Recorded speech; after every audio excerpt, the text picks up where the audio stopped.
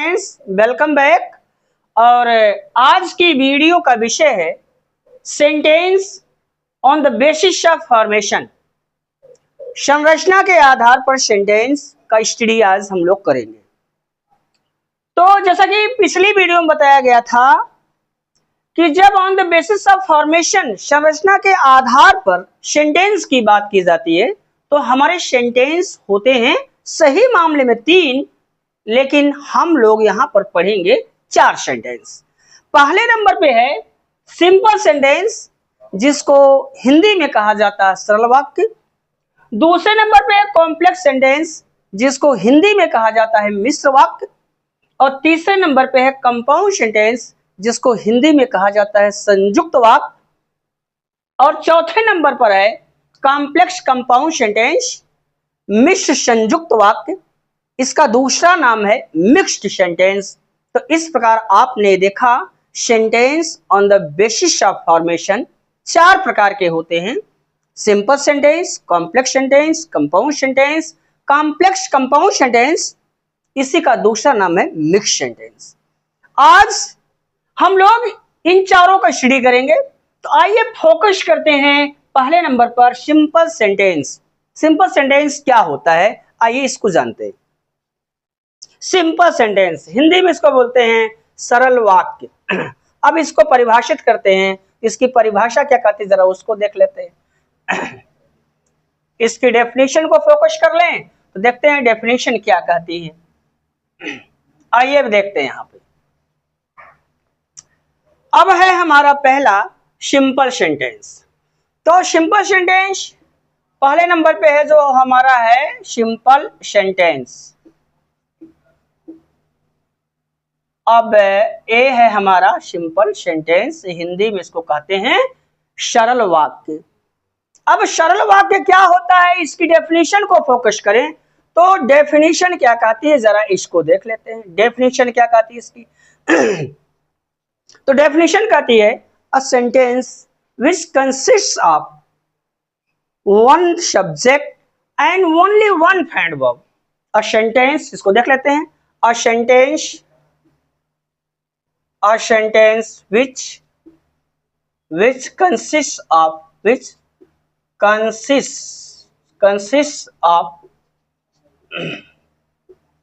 one subject and only one finite verb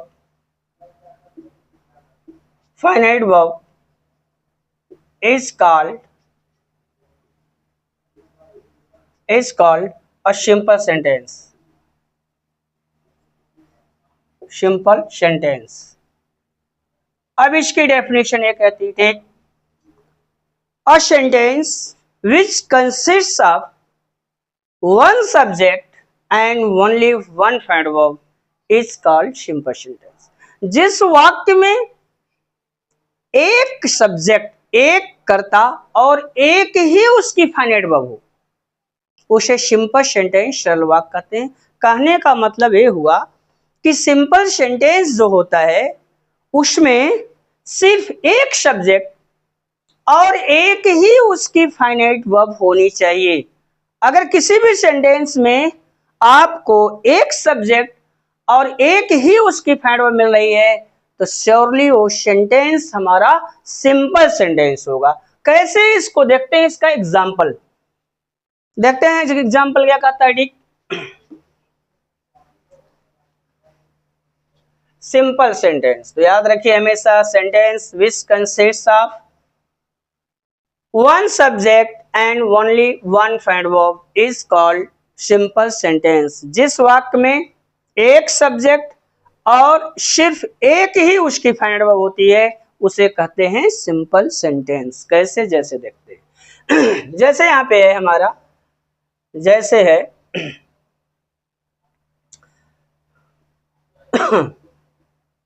by working hard by working hard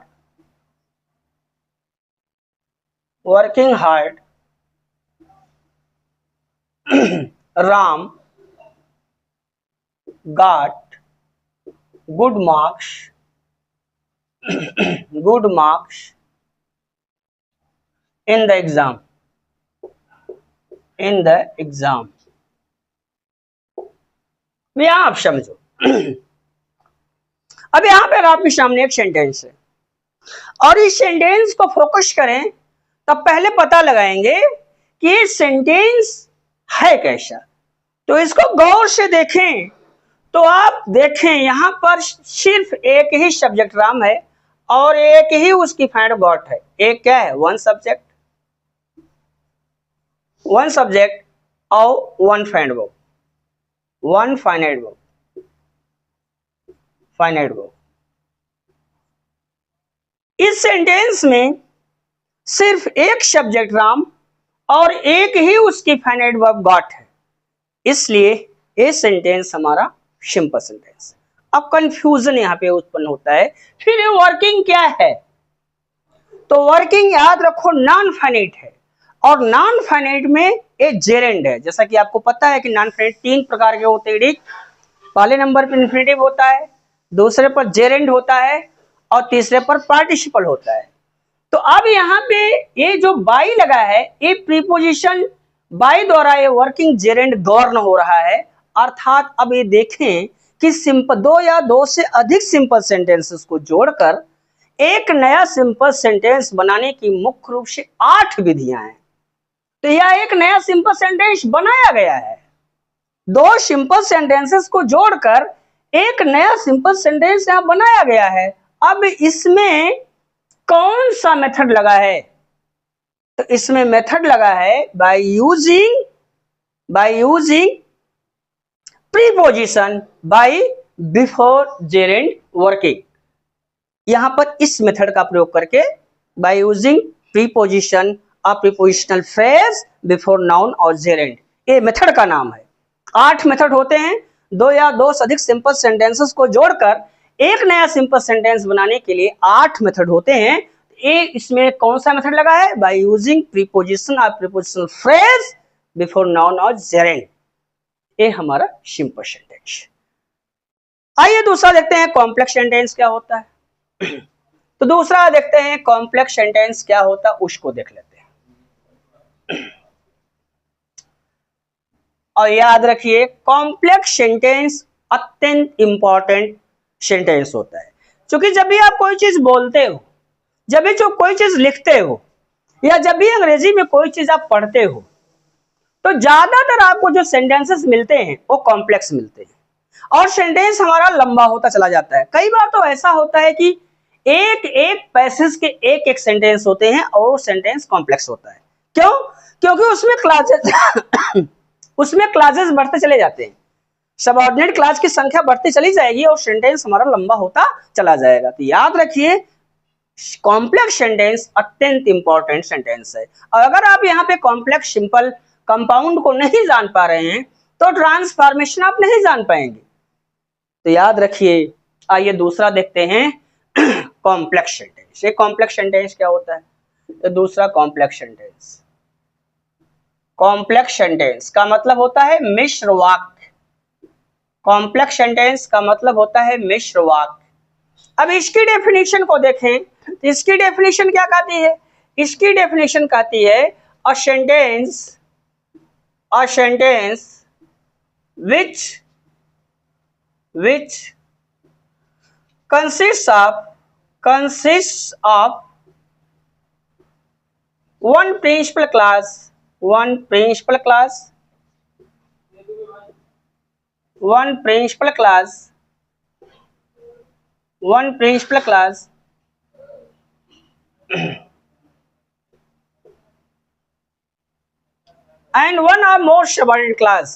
and one or more subordinate class subordinate class is called a complex sentence. Complex sentence is called a complex sentence. ये तो इसकी definition थी।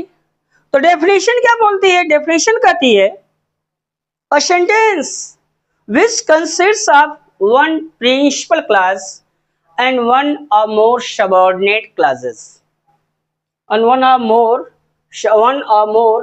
subordinate classes, यहाँ yes है clauses, is called a complex sentence। जिस वाक्य में एक प्रिंसिपल क्लास प्रधान उपवाक्य और एक या एक से अधिक अर्थात शेष सभी उसकी सबऑर्डिनेट क्लास होती है। फिर समझिए आप, कॉम्प्लेक्स सेंटेंस में होता क्या है? कॉम्प्लेक्स सेंटेंस में एक प्रिंसिपल क्लास होती है जिसको हम हिंदी में बोलते हैं प्रधान उपवाक्य, और दूसरी जो क्लास होगी वह एक सबऑर्डिनेट क्लास आश्रित उपवाक्य होगी जो कि प्रिंसिपल क्लास की आश्रित होगी, या एक से अधिक सबऑर्डिनेट होंगे, एक से अधिक सबऑर्डिनेट क्लास होगी। तो जिस वाक्य में एक प्रिंसिपल क्लास और एक या एक से अधिक अर्थात शेष सभी उसकी सबऑर्डिनेट क्लास होती है उसे कॉम्प्लेक्स सेंटेंस मिश्र वाक्य कहते हैं। तो याद रखिए, कॉम्प्लेक्स सेंटेंस में एक प्रिंसिपल क्लास और एक या एक से अधिक अर्थात शेष सभी उसकी सबऑर्डिनेट क्लास होती है। अब यहां देखेंगे कैसे। तो यहां देखें तो देखने में पता चलेगा हमको कॉम्प्लेक्स सेंटेंस में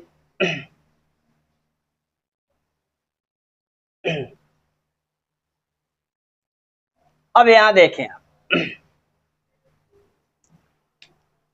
अब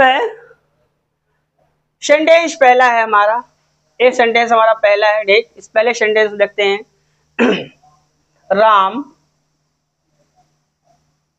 got good marks, Ram got good marks because he worked hard.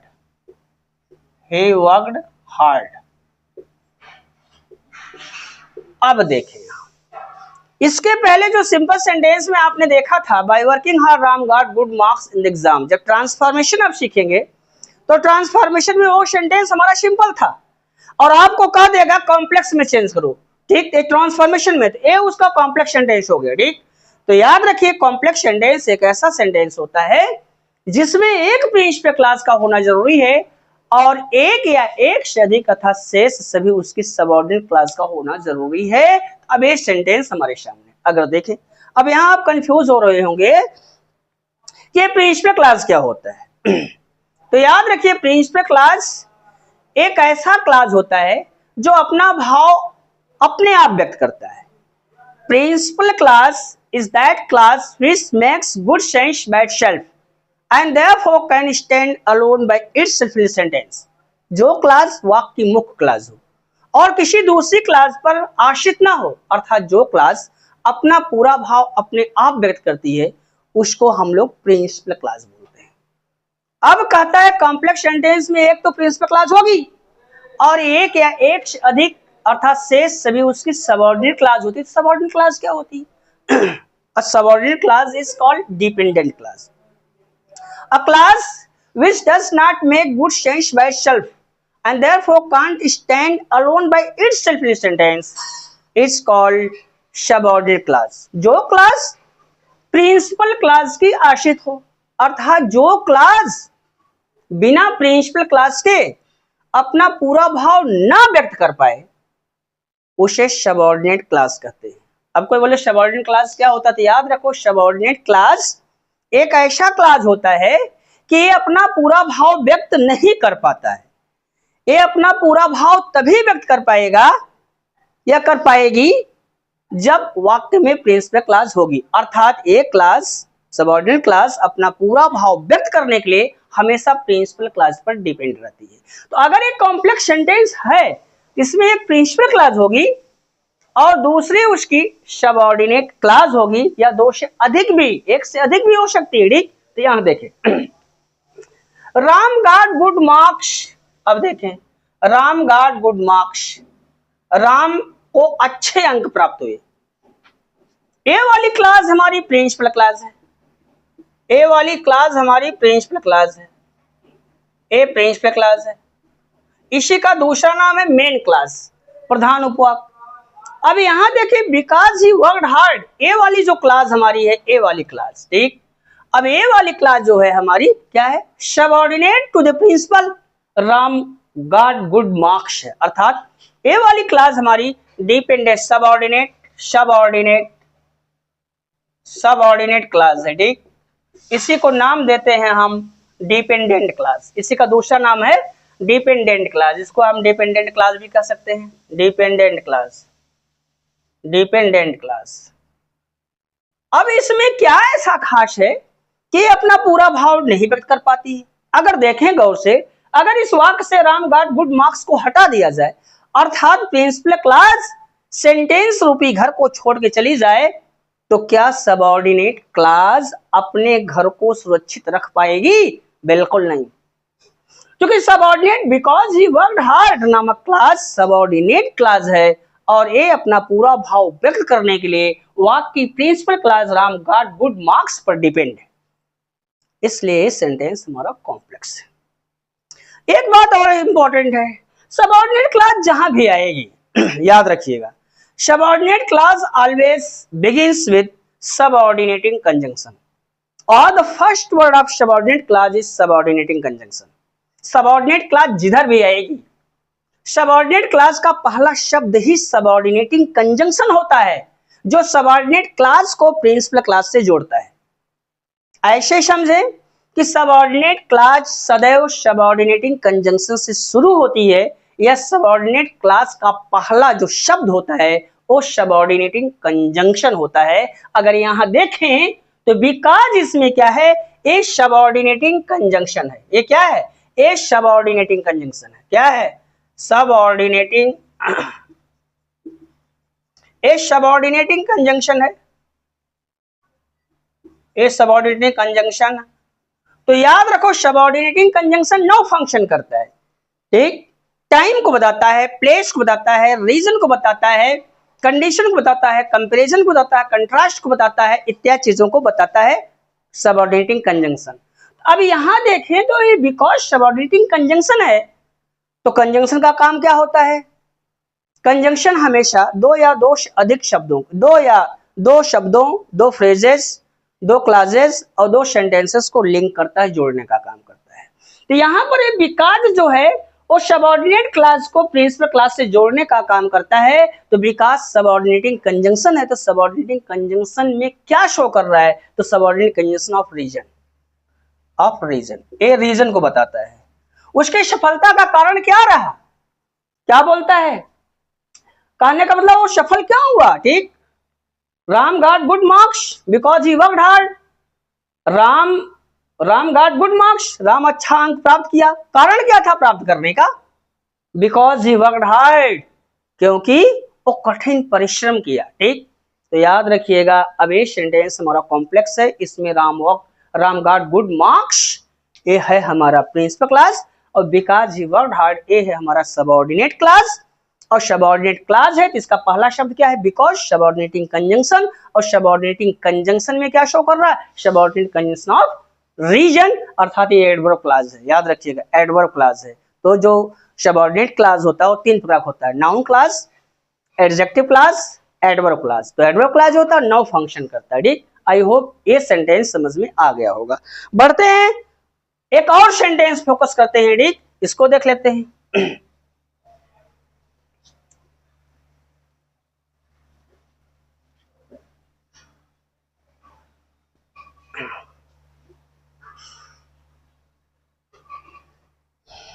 Sentence देखें, यहां पे है दूसरा सेंटेंस।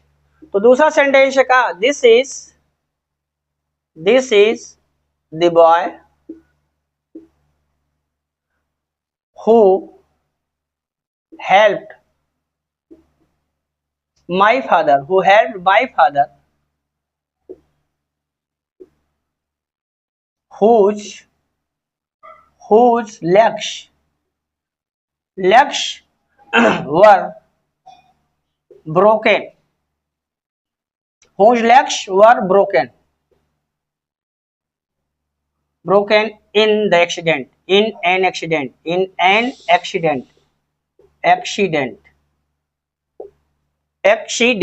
अब यहां देखें, अभी इस सेंटेंस को क्या बोलेंगे? ये भी सेंटेंस कॉम्प्लेक्स है, लेकिन इस सेंटेंस में हुआ क्या? इस सेंटेंस में अगर गौर से देखें तो एक प्रिंसिपल क्लॉज है और दो उसकी सबऑर्डिनेट क्लॉज है। अब इसमें सबऑर्डिनेट क्लॉज की जो संख्या है वो 2 हो गई है, तो इसी तरह से सबऑर्डिनेट क्लॉज बढ़ती चली जाती है। एक सबऑर्डिनेट क्लॉज हो सकती है कॉम्प्लेक्स सेंटेंस में, 2 सबऑर्डिनेट क्लॉज हो सकती है, 3 हो सकती है, 4 हो सकती है, 5 हो सकती है, 6 हो सकती है। ठीक, सबऑर्डिनेट क्लॉज बढ़ती चली जाएगी और सेंटेंस हमारा जो है वो कॉम्प्लेक्स होता चला जाएगा। अब याद रखिए, हमने एक चीज बताया है, एनालिसिस। अगर आप सेंटेंस का एनालिसिस कर पा रहे हैं तो ये माना जाएगा कि आपने सेंटेंस को गहराई से पढ़ा है, और अगर आप दिए गए सेंटेंस की एनालिसिस नहीं कर पा रहे हैं ये माना जाएगा कि सेंटेंस पर पकड़ आपकी नहीं है। तो मैंने आपको बताया था कि एनालिसिस में 3 स्टेप होते हैं, first step, second step, third step. जैसे इसी सेंटेंस हमको दे दिया गया, ठीक, और इस सेंटेंस का हमसे कहा गया कि एनालिसिस करिए। एनालिसिस में याद रखो, आपने हमसे कहा कि एनालिसिस करिए, तो हमको एनालिसिस करने में कुछ करना नहीं है, हम फर्स्ट स्टेप में जाएंगे। तो फर्स्ट स्टेप में क्या करेंगे? सेंटेंस में जितने क्लॉजेस लगे हैं उनको फाइंड आउट करेंगे। तो एनालिसिस जब करने जाते हैं तो फर्स्ट स्टेप में हम क्या करते हैं? To find out clauses used in the sentence. Sentence में जितने क्लॉजेस लगे हैं हम उनको क्या करते हैं? खोजते हैं, ढूंढते हैं, अंडरलाइन कर लेते हैं कि भाई ए क्लास है, ए क्लास है, ए क्लास है, एक क्लास, 2 क्लास, 3 क्लास, 4 क्लास। इस सेंटेंस में 2 क्लास है, इस सेंटेंस में 3 क्लास है, इस सेंटेंस में 4 क्लास है। फर्स्ट स्टेप में to find out classes used in this sentence. जब हमने क्लासेस को ढूंढ लिया तब क्या करेंगे? To name the classes. दूसरे स्टेप में हम क्या करेंगे? उन क्लासेस का नामकरण करेंगे कि भाई ये प्रिंसिपल क्लास है, ये सबऑर्डिनेट है, ये कोऑर्डिनेट है, ये पैरेंथेटिकल क्लास है, ठीक, ये इलिप्टिकल क्लास है, तमाम क्लासेस होते हैं, ठीक। ये कौन सी क्लास है उनका नामकरण कर देंगे। और जब नामकरण कर ले जाएं आप, तब तीसरे स्टेप में आपको बताना सेंटेंस कैसा है, सिंपल है कि कॉम्प्लेक्स है, कंपाउंड कैसा सेंटेंस, याद रखिए, ठीक। अब इसमें क्या है, अब हम एनालिसिस करेंगे तो पहले इसमें क्लासेस को फाइंड आउट करेंगे, ठीक। तो क्लासेस यहां पर हमारे हैं क्या? दिस इज द बॉय, ये पहला क्लास है। हु हेल्प्ड माई फादर, ये दूसरा क्लास है, 2 हो गए, ठीक। अब इसमें क्या? Whose legs were broken in accident, ये हमारा थर्ड क्लास है। तो कहने का मतलब है कि इस सेंटेंस में कितने क्लास लगे? 3 क्लास लगे। तो ये दिस इज द बॉय, ये वाक्य का प्रिंसिपल क्लास है, ये मेन क्लास है। क्योंकि ये क्लास अपना पूरा भाव अपने आप व्यक्त कर रहा है, वाक्य किसी दूसरे क्लास पर अपना भाव व्यक्त करने के लिए डिपेंड नहीं है। तो दिस इज द बॉय, ये है हमारा प्रिंसिपल क्लास। अब सेकंड स्टेप में हम जा रहे हैं, ये है हमारा प्रिंसिपल क्लास, ये है हमारा principal class. This is the boy who helped my father, ये वही लड़का है जो मेरे पिताजी की मदद किया था, सहायता किया था। ए वाला क्लास जो है हु हेल्प्ड माय फादर, ये सबऑर्डिनेट क्लास है, किसका है? This is the boy, principal class का ये पहला सबऑर्डिनेट क्लास है। ये है क्या? फर्स्ट सबऑर्डिनेट क्लास, क्या? First subordinate, first subordinate class, ठीक। यहाँ पे फर्स्ट सबऑर्डिनेट क्लास, ये पहला सबऑर्डिनेट क्लास है। फिर whose legs were broken in an accident, जिनका पैर एक्सीडेंट में टूट गया था। अब जिनका पैर, तो ये भी हमारा क्लास क्या है? ये भी एक क्लास है। और अब ये देखते हैं कैसा है, ये भी सबऑर्डिनेट क्लास है, second subordinate class, second subordinate class, second subordinate class, ये है हमारा दूसरा सबऑर्डिनेट क्लास। तो याद रखिए इस सेंटेंस में सब मिलाकर के 3 क्लास हैं। This is the boy, first class. Who helped my father, second class. Whose legs were broken in an accident, third class. तो फर्स्ट क्लास क्या है? This is the boy, principal class, क्योंकि ये क्लास अपना पूरा भाव व्यक्त कर रहा है। Who helped my father, A subordinate class में एडजेक्टिव क्लास है, ठीक। ये यहाँ पर फर्स्ट सबऑर्डिनेट क्लास, ये पहला सबऑर्डिनेट क्लास है। whose legs were broken in an accident, ये भी एडजेक्टिव क्लास है, सबऑर्डिनेट क्लास है। ये सेकेंड सबऑर्डिनेट क्लास है। कहने का मतलब इस सेंटेंस में सब तीन क्लास है, पहली प्रिंसिपल क्लास है और शेष दोनों उसकी सबऑर्डिनेट क्लास हैं, इसलिए ये सेंटेंस हमारा कॉम्प्लेक्स है। आई होप यहां तो ये बातें समझ में आई होंगी। एक और सेंटेंस देखते हैं।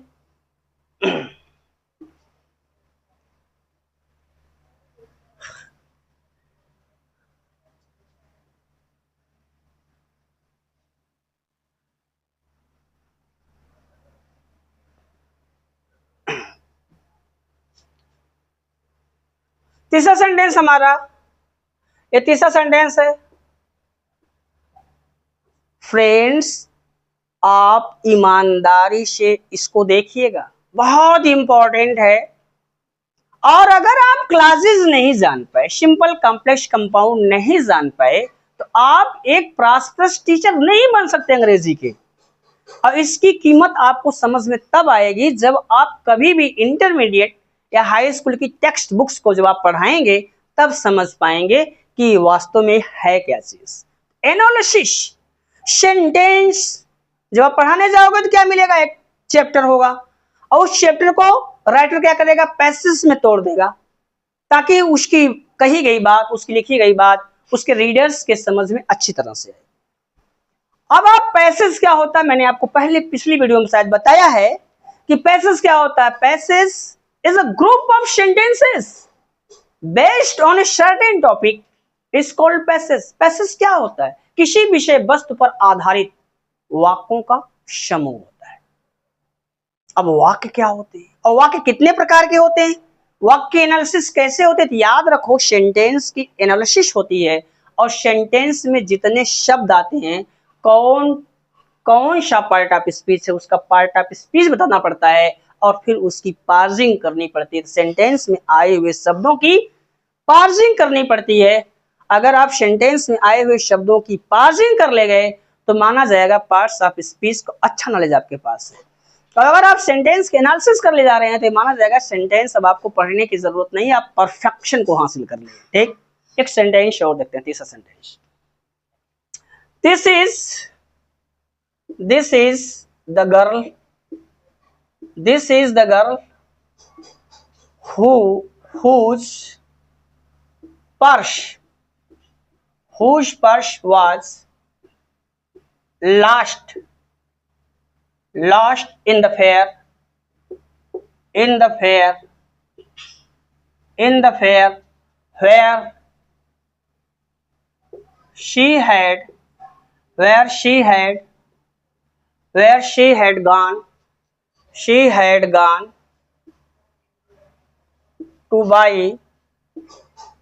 to buy sweets and balloons for her younger sisters and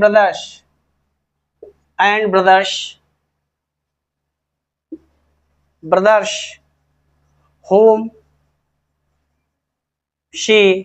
तो अब यहाँ पे गाइस देखें, एक तीसरा सेंटेंस हमारे सामने है। तीसरा सेंटेंस को हम पढ़ लेते हैं। This is the girl whose purse was lost in the fair where she had gone to buy sweets and balloons for younger sisters and brothers whom she loves very much। अब यहां देखें, अब इस सेंटेंस की analysis करें। Analysis में हमने बताया आपको 3 स्टेप होते हैं।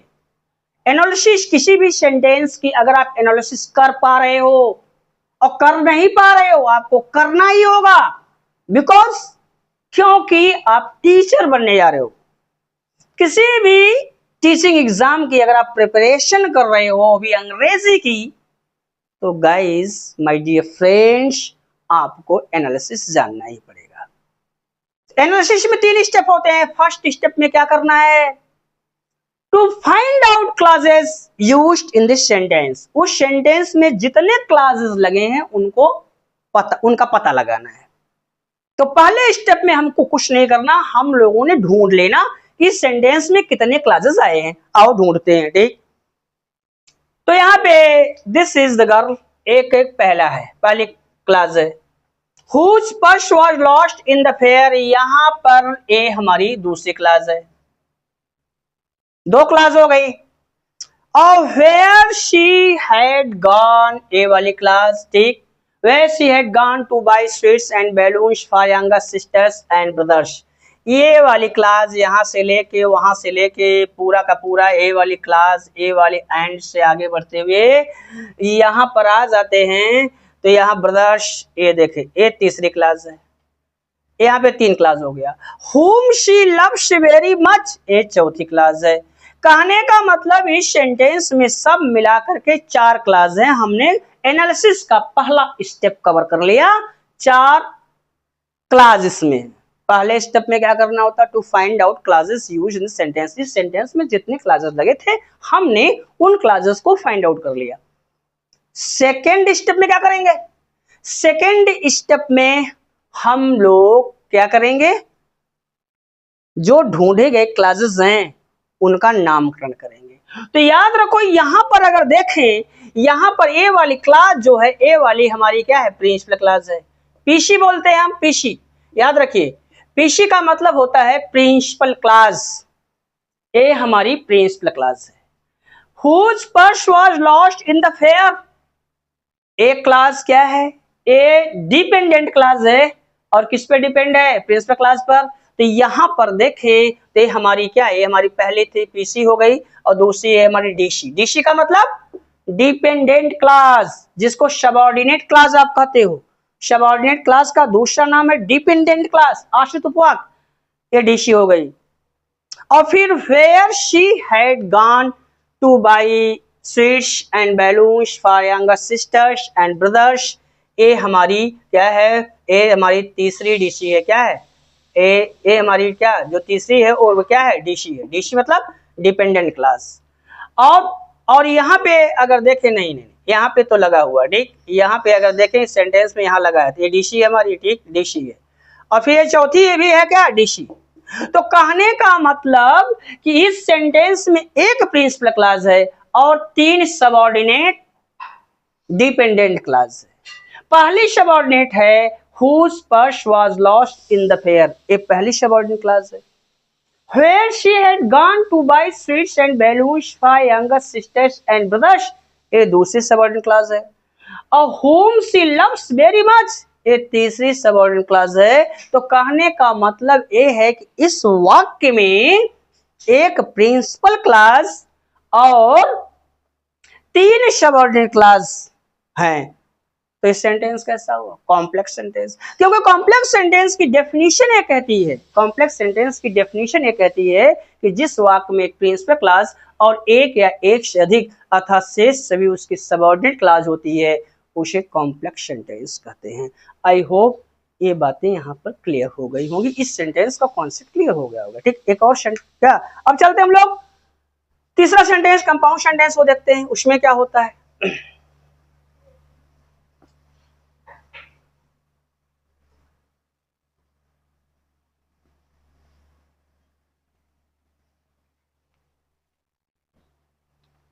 तीसरा जो हमारा है वो है कंपाउंड सेंटेंस।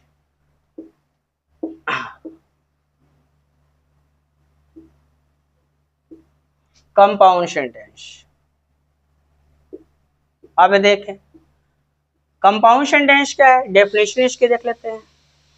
तो डेफिनेशन क्या लिखे, बोल दे रहे हैं, a sentence which consists of one principal class and one or more coordinate classes is called compound sentence।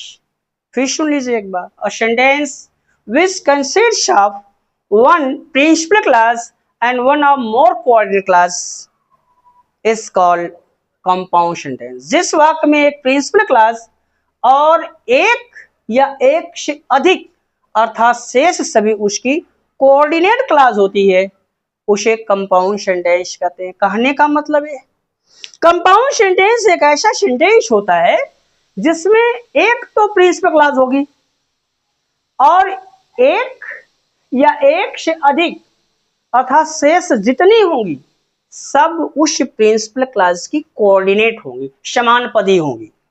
तो जो कोऑर्डिनेट क्लास होती है वो सही मामले में प्रिंसिपल क्लास ही होती है और उसका पहला शब्द कोऑर्डिनेटिंग कंजंक्शन होता है। ठीक, तो याद रखिए कंपाउंड सेंटेंस में एक प्रिंसिपल क्लास होती है और एक या एक से अधिक अर्थात शेष सभी उसकी कोऑर्डिनेट क्लास होती है। कैसे, जिसे देख लेते हैं। अब यहां देखें,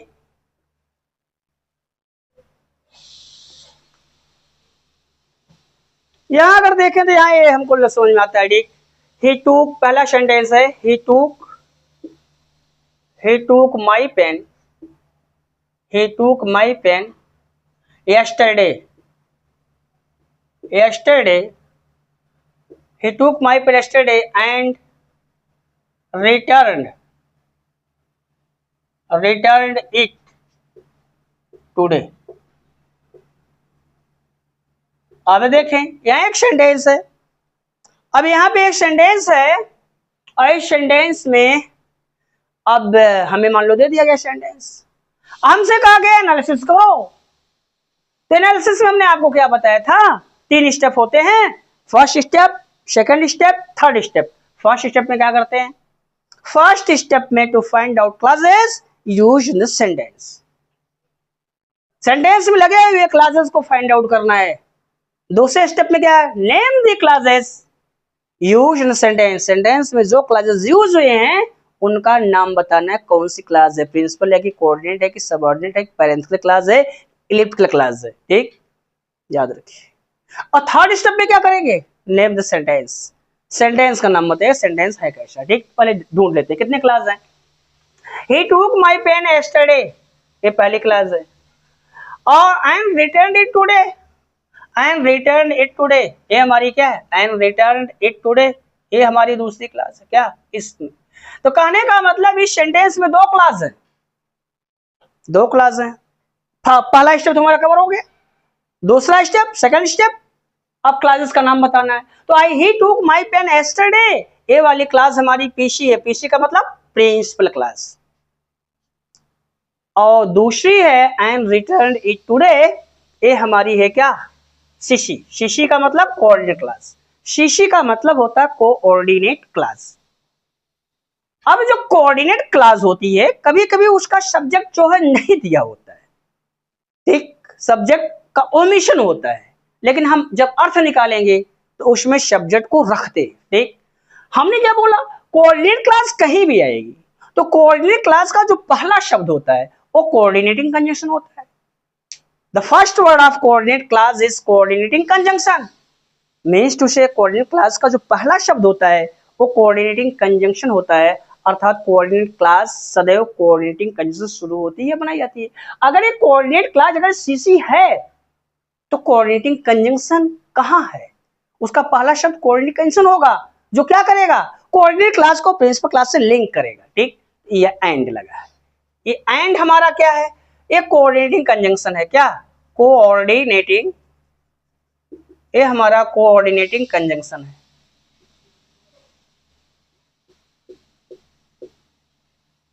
कोऑर्डिनेटिंग कंजंक्शन 4 प्रकार के होते हैं, क्यूमुलेटिव, एडवर्सेटिव, अल्टरनेटिव, इलेटिव। तो एक क्या करता है, जोड़ रहा है, क्या है, क्यूमुलेटिव, एक स्टेटमेंट को दूसरे स्टेटमेंट से जोड़ रहा है तो एक क्यूमुलेटिव है। 4 प्रकार के होते हैं कोऑर्डिनेट कंजंक्शन, क्यूमुलेटिव होता है, एडवर्सेटिव होता है, अल्टरनेटिव होता है, इलेटिव होता है। तो कोऑर्डिनेट क्लास का जो पहला शब्द है इन चारों में से कोई एक हो सकता है। ये हमारी क्या, सेंटेंस कंपाउंड है। क्यों कंपाउंड है, क्योंकि इसमें एक प्रिंसिपल क्लास है और दूसरी उसकी कोऑर्डिनेट क्लास है। याद रखो कोऑर्डिनेट क्लास को इंडिपेंडेंट क्लास भी कहा जाता है, इंडिपेंडेंट क्लास। अब इस क्लास में अगर प्रिंसिपल क्लास बोले कि मैं इस सेंटेंस की सर्वा हूं और कोऑर्डिनेट को बोले कि तेरी कोई जरूरत नहीं है, तू मुझ पर डिपेंड है, जी बिल्कुल नहीं डिपेंड है। कोऑर्डिनेट क्लास जो होती है वो प्रिंसिपल की डिपेंड नहीं होती, क्योंकि दोनों का दर्जा बराबर है। जितना बड़ा दर्जा प्रिंसिपल क्लास का होगा उतना ही बड़ा दर्जा कोऑर्डिनेट क्लास का होगा। इसलिए इस वाक्य में एक प्रिंसिपल क्लॉज और एक उसकी कोऑर्डिनेट क्लॉज है, इसलिए सेंटेंस कंपाउंड है। और फिर समझिए कोऑर्डिनेट क्लॉज का पहला शब्द कोऑर्डिनेटिंग कंजंक्शन होता है, अर्थात कोऑर्डिनेट क्लॉज कोऑर्डिनेटिंग कंजंक्शन से शुरू होती या बनाई जाती है। एक और सेंटेंस देखते हैं।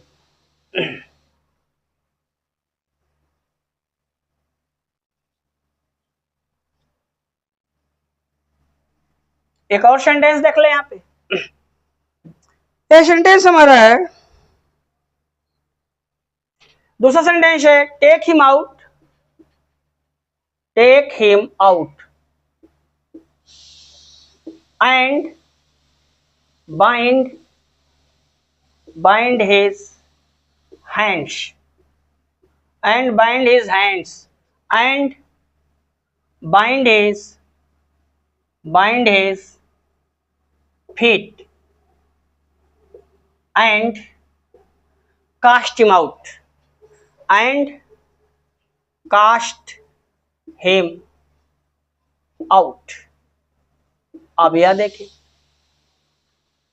अब हमसे कह दिया गया इस सेंटेंस एनालिसिस करिए। तो एनालिसिस में 3 स्टेप, पहले स्टेप तो हम खोजेंगे कहां कहां क्लासेस हैं। तो देखो टेक हिम आउट ए पहली clause, and bind his hands ए दूसरी clause, and bind his feet ए तीसरी क्लास, और एंड कास्ट हिम आउट ए चौथी क्लास। इसमें 4 क्लासेस है। अब सेकंड स्टेप में क्या है, सबका नाम बताना है। तो टेक हिम आउट ए पीसी, पीसी प्रिंसिपल क्लास है। And bind his hands A first क्या है, ए फर्स्ट सीसी है। सीसी मतलब पहली कोऑर्डिनेट क्लास है। इसमें पहली फर्स्ट सीसी है, ठीक। दूसरी सीसी ए सेकंड सीसी है, क्या ए यहाँ पे सेकंड सीसी है, ठीक। दूसरी कोऑर्डिनेट क्लास है। और यहाँ पे थर्ड सीसी है, ए थर्ड सीसी है। सीसी मतलब कोऑर्डिनेट क्लास। तो कहने का मतलब इस सेंटेंस में एक प्रिंसिपल क्लास और शेष सभी, ठीक, शेष सभी उसकी क्या है, कहने का मतलब शेष सभी उसकी कोऑर्डिनेट क्लास है। इस वाक्य में एक प्रिंसिपल क्लास हो गई और 3 उसकी कोऑर्डिनेट क्लास हो गई, इसलिए इस सेंटेंस हमारा क्या है, कंपाउंड है। तो कंपाउंड सेंटेंस की डेफिनेशन कहती है कि जिस सेंटेंस में एक प्रिंसिपल क्लास और एक या एक से अधिक अर्थात शेष सभी उसकी कोऑर्डिनेट क्लास होती है, वो सेंटेंस हमारा कंपाउंड होता है, ठीक। आई होप यहां तक आप समझ लिए होंगे। लेकिन याद रखिए कंपाउंड सेंटेंस के 2 टाइप होते हैं। कंपाउंड सेंटेंस 2 प्रकार के होते हैं। एक होता है हमारा डबल सेंटेंस और दूसरा होता है मल्टीपल सेंटेंस। जरा इसको समझ लीजिए, ठीक।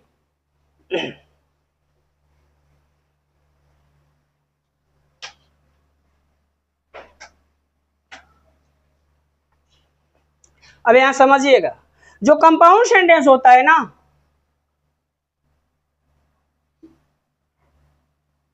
जो कंपाउंड सेंटेंस है उसके होते हैं 2 टाइप। 2 टाइप इसके होते हैं। एक होता है हमारा क्या, जो पहला होता है डबल सेंटेंस, डबल सेंटेंस। एक होता है डबल सेंटेंस और दूसरा होता है मल्टीपल सेंटेंस, और दूसरा होता है multiple sentence. Multiple sentence, multiple sentence.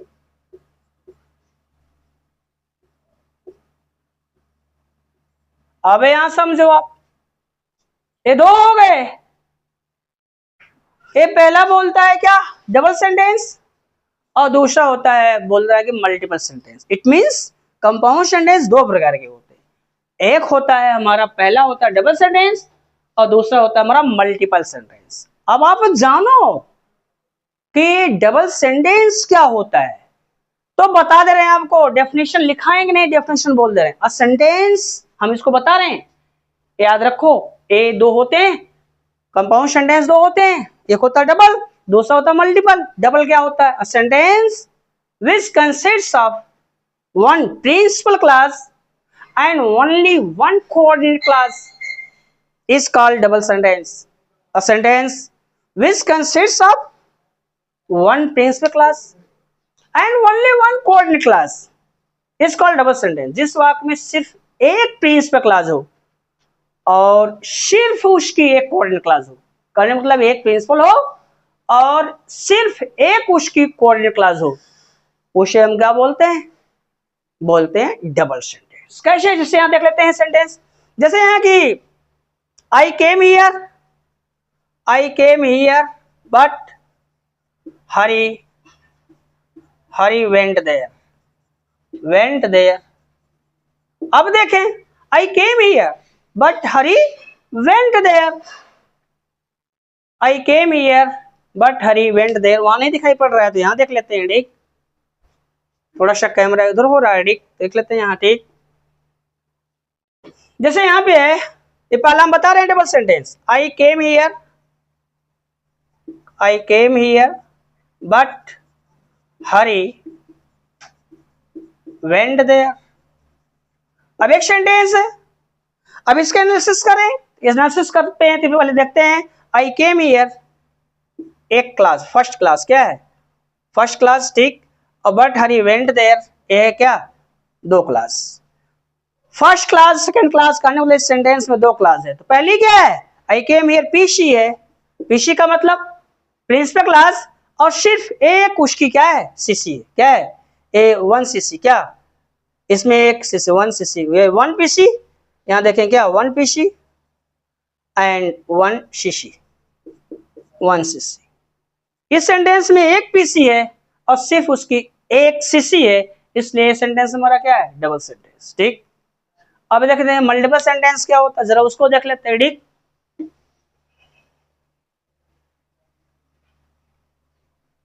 ये देखते हैं मल्टीपल सेंटेंस।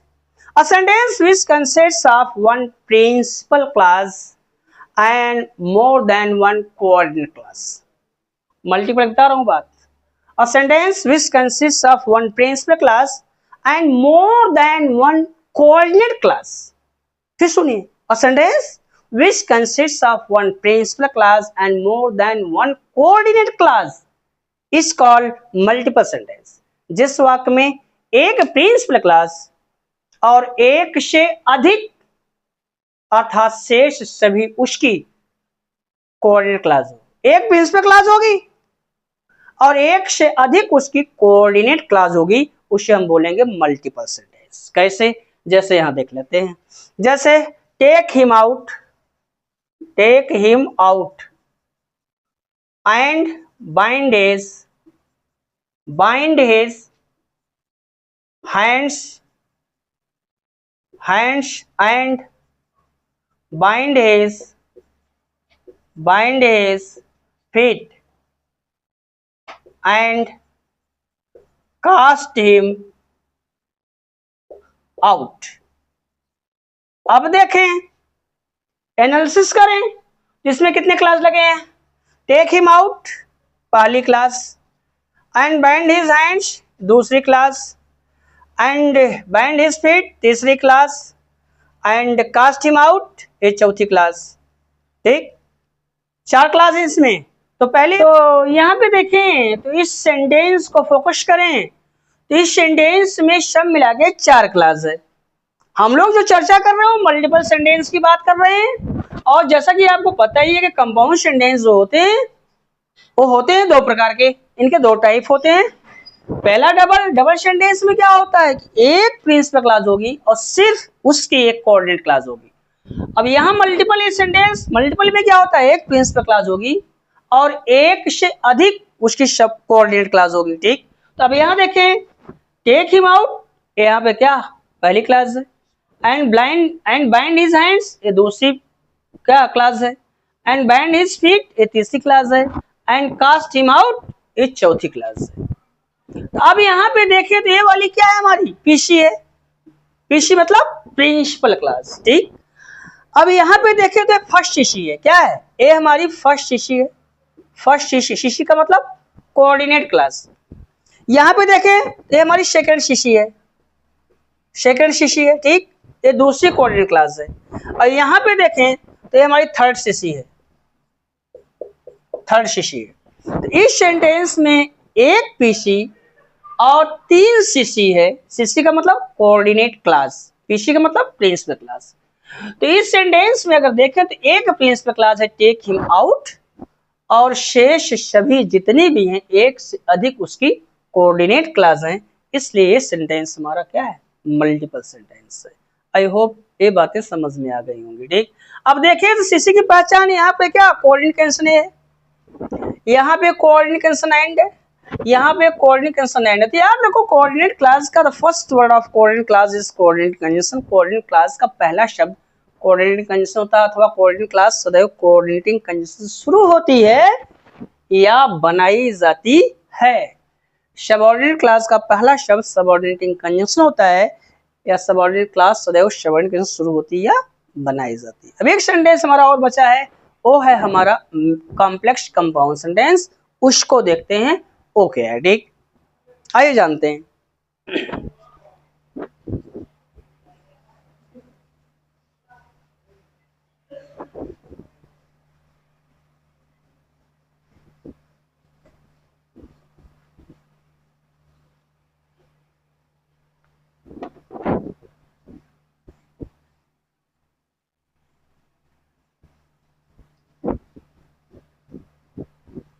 अभी हमारा है जो चौथा है वो है complex compound sentence. Complex compound sentence, compound sentence.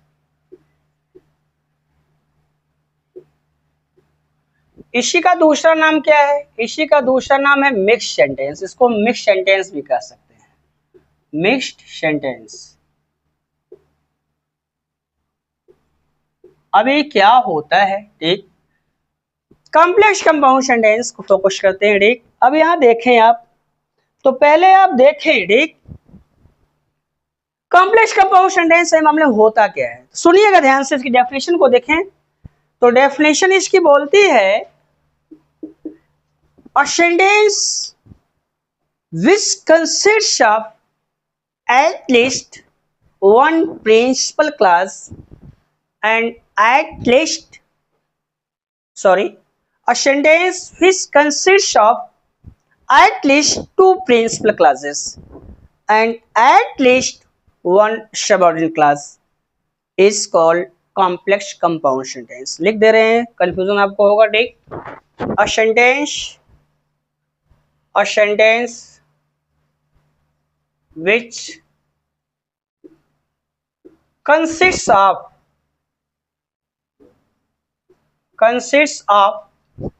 at least two principal classes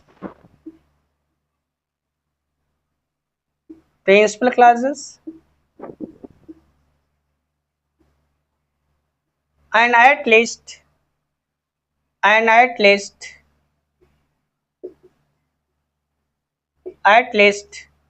one subordinate class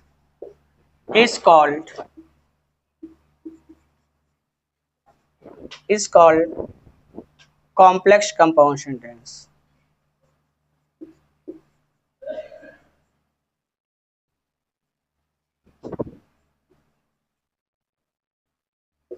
mix sentence.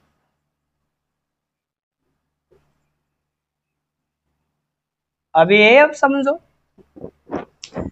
इसकी डेफिनेशन ये बोलती है a sentence which consists of at least two principal classes and at least one subordinate class is called complex compound और mixed sentence। जिस वाक्य में कम से कम दो प्रिंसिपल क्लासेस हो और कम से कम एक उसकी सबऑर्डिनेट क्लास हो, जिस सेंटेंस में कम से कम दो प्रिंसिपल क्लासेस हो और कम से कम एक उसकी सबऑर्डिनेट क्लास हो, उसे कॉम्प्लेक्स कंपाउंड और मिक्स सेंटेंस, मिश्र संयुक्त वाक्य कहते हैं। बहुत बड़ा इंपॉर्टेंट है। जब इसको आप जान पाओगे और जब आप इसके बाद पढ़ोगे इंग्लिश में कोई चीज, न्यूज़पेपर्स पढ़ो इंग्लिश का, कोई मैगजीन्स पढ़ो या इंटरमीडिएट का टेक्स्ट बुक्स पढ़ो, तब आप इनको समझ पाओगे कि कॉम्प्लेक्स कंपाउंड सेंटेंस कहाँ पे हो रहा है, कैसे हो रहा है। ठीक, तो याद रखो कॉम्प्लेक्स कंपाउंड सेंटेंस में कम से कम 2 प्रिंसिपल क्लॉज होगी और कम से कम एक उसकी सबऑर्डिनेट क्लॉज होगी। अगर ऐसा है तो सेंटेंस हमारा कॉम्प्लेक्स कंपाउंड सेंटेंस। ठीक, अब यहाँ देख लेते हैं सेंटेंस को हम, कॉम्प्लेक्स कंपाउंड सेंटेंस। ठीक, तो जैसे I came here before some time but I could not see the boy who stole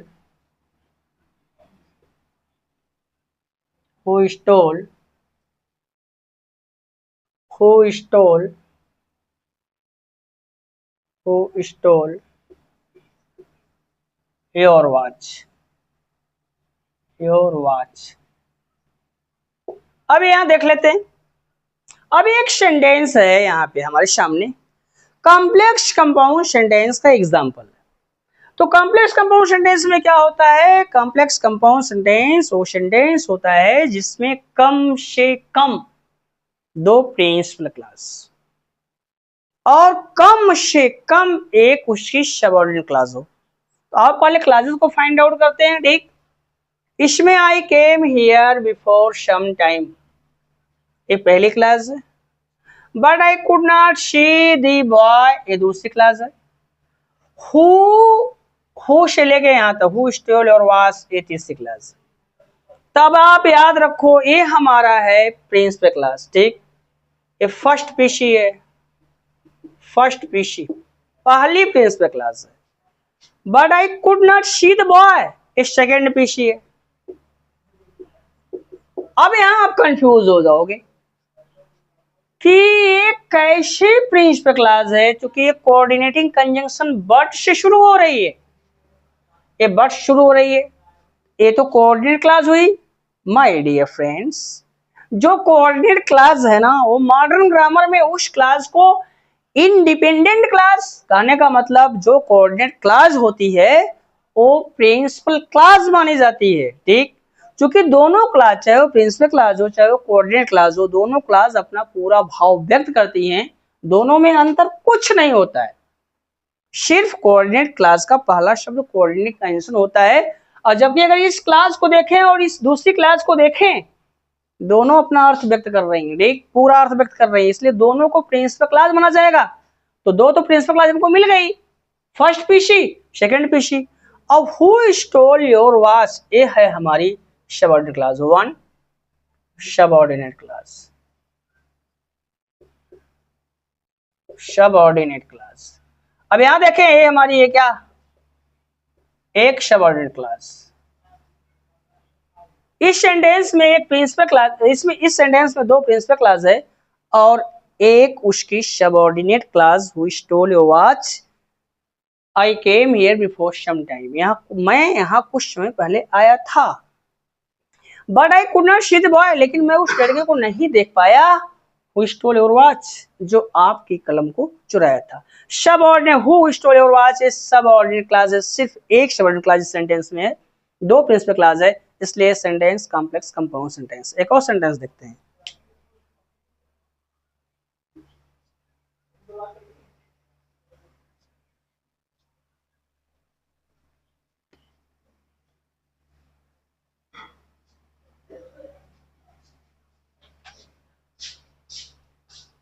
दूसरा सेंटेंस है,